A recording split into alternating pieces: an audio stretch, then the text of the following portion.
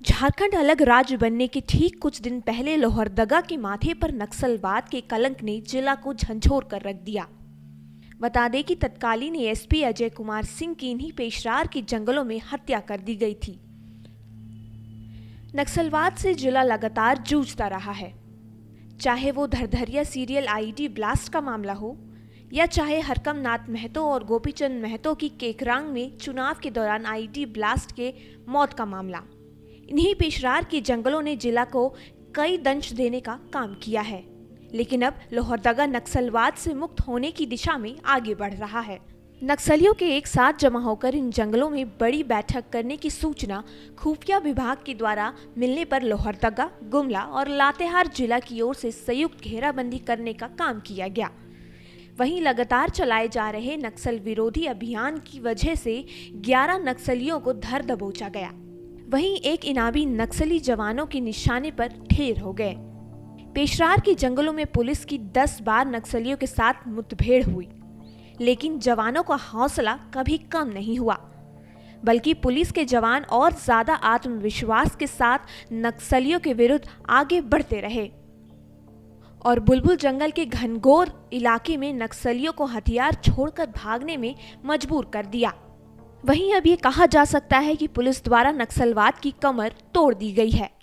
अभी जितना जब हम लोगों ने अभियान चलाया तो शुरुआत में जो क्योंकि आईडी प्रोन एरिया था, काफ़ी आईडीज उस एरिया में लगी हुई थी। ऐसे समय में सारे जवानों ने फिर भी उसको एक चैलेंज के रूप में एक्सेप्ट किया और वहां जाने के लिए किसी ने भी मना नहीं किया और सब लोग पूरे उत्साह से अंदर गए। उसके बाद सिचुएशन ऐसी हुई कि हमारे 3 जवान घायल भी हुए, आईडी के चपेट में आए, लेकिन उसके बाद भी जब वो जवान भी जो घायल हुए वो भी इस उत्साह में थे कि नहीं, हम अगर इतनी मेहनत हमने की है तो बाकी जवान अपना हौसला बना के रखे और हमें अचीवमेंट ला के दें।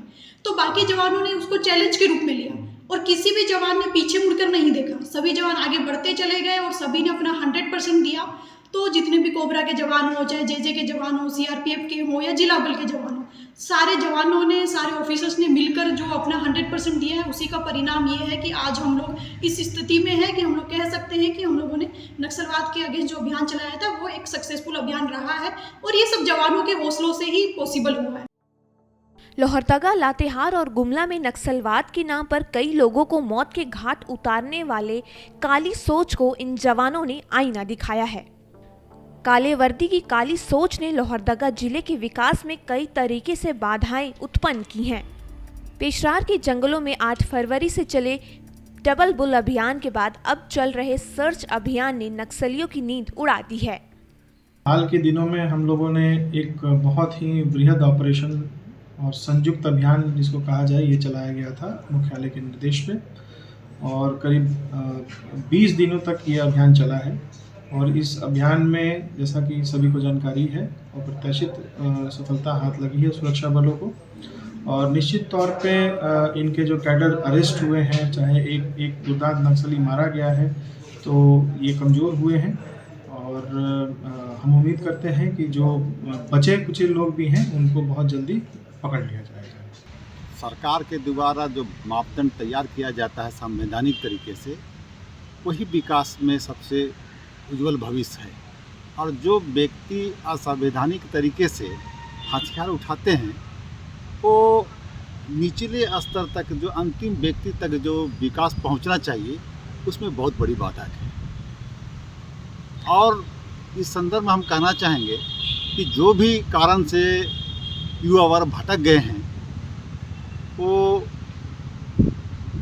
विकास में अपनी सहभागिता वापस आकर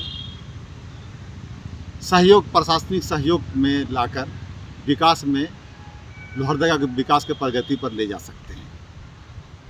अब इस तरह से असंवैधानिक तरीके से हथियार उठाना विकास में बहुत बड़ी बाधा है। अभियान आईजी एवी होमकर, एसपी प्रियंका मीना, अभियान एएसपी दीपक पांडे की रणनीति ने नासूर बन चुके नक्सलवाद के जड़ पर हमला करके उसे अंतिम सांस लेने पर मजबूर कर दिया है।